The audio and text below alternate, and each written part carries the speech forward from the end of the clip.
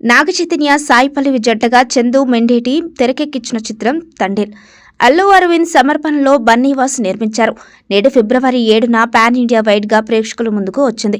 ఈ మూవీకి overseas premieres చూసిన ఆడియన్స్ నుంచి పాజిటివ్ టాక్ వస్తుంది. ఈ క్రమంలో నాగ చైతన్య భార్య శోభిత ఓ ఇంట్రెస్టింగ్ పోస్ట్ చేసింది. ఆ వివరాల్లోనికి వెళితే, తండేల్ రిలీజ్ సందర్భంగా భర్త నాగ చైతన్యాన్ని ఉద్దేశించి శోభిత ధూళిపల్ల సోషల్ మీడియా వేదికగా ఓ ఇంట్రెస్టింగ్ పోస్ట్ చేసింది.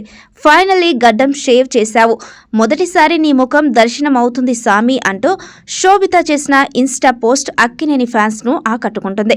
ఈ బ్యూటిఫుల్ క్యాప్షన్ తో పాటు మరో ఇంట్రెస్టింగ్ లైన్స్ తో తండేల్ సినిమాపై తన అభిప్రాయాన్ని షేర్ చేసుకుంది.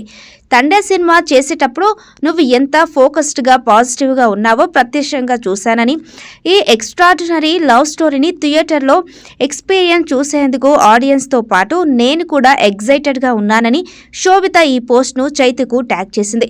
శోభిత పోస్ట్ కు థ్యాంక్ యూ బుజ్జి తల్లి అంటూ నాగ చైతన్య రిప్లై ఇవ్వడంతో ఫ్యాన్స్ కి తెగ నచ్చేస్తోంది.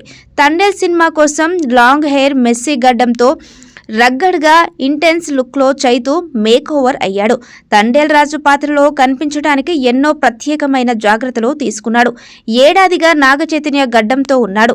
అంతెందుకు, చివరికి తన పెళ్లిలో కూడా షేవ్ చేసుకోలేదు.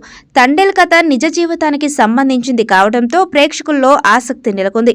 ఇద్దరి ప్రేమికుల ప్రేమకు దేశభక్తిని జోడించింది. చందు తెరకెక్కించిన తండేల్ సినిమాకు ఓవర్సీస్ నుంచి అదిరిపోయే రెస్పాన్స్ వస్తుంది. ఇందులో సాయి పల్లవి మధ్య వచ్చే సీన్స్ కి ప్రేక్షకులు ఫిదా అవుతారని నెటిజన్స్ పోస్ట్ పెడుతున్నారు. 2018లో శ్రీకాకుళానికి చెందిన మత్స్యకారులు గుజరాత్లో చేపల వేటకు దిగి అనుకోకుండా సముద్రంలో పాకిస్తాన్ హద్దులకు వెళ్లారు. అక్కడ పాక్ సైన్యానికి పట్టుబడ్డాడు. పాక్ జైల్లో కొన్ని నెలల పాటు చిత్రహింసలు అనుభవించారు. ఆ తర్వాత మళ్లీ భారత్కు చేరారు. వారిలో మత్స్యకారుడు రాజు కూడా ఒకరు. అతడి నిజ జీవిత కథ ఆధారంగానే తండేల్ చిత్రం రూపొందింది. ఈ కథ వెనుక ఉన్న నిజ జీవిత ప్రేరణ ప్రేక్షకులతో గాఢంగా ప్రతిధ్వనిస్తుందని ట్రేడర్స్ భావిస్తున్నారు.